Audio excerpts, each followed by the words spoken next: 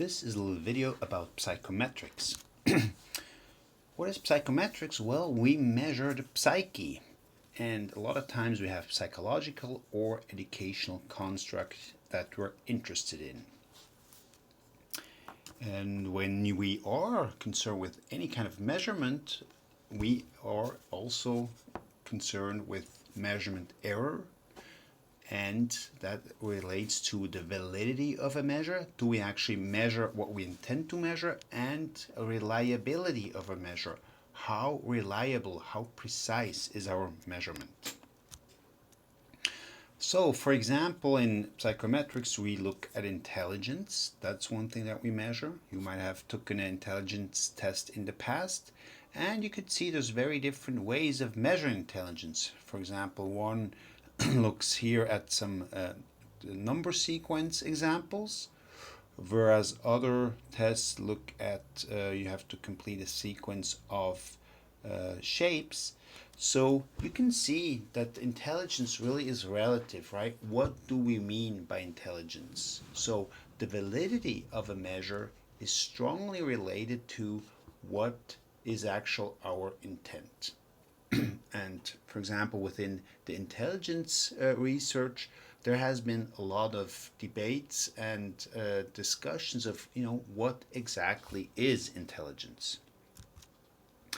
Other things that we measure and that we're really interested in educational research are academic achievement tests. So for example, reading tests, math tests, you name it.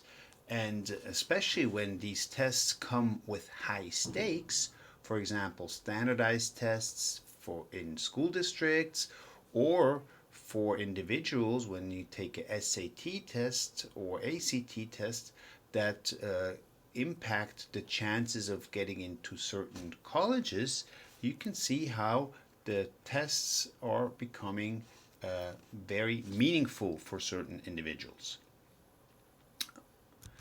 Then we also look at personality. For example, that is something that psychometrics is interested in. One famous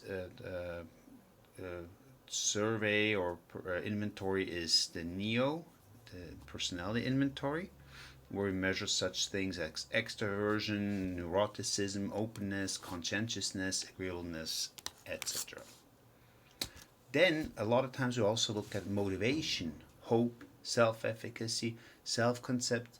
Those are the kinds of variables that we are interested in education.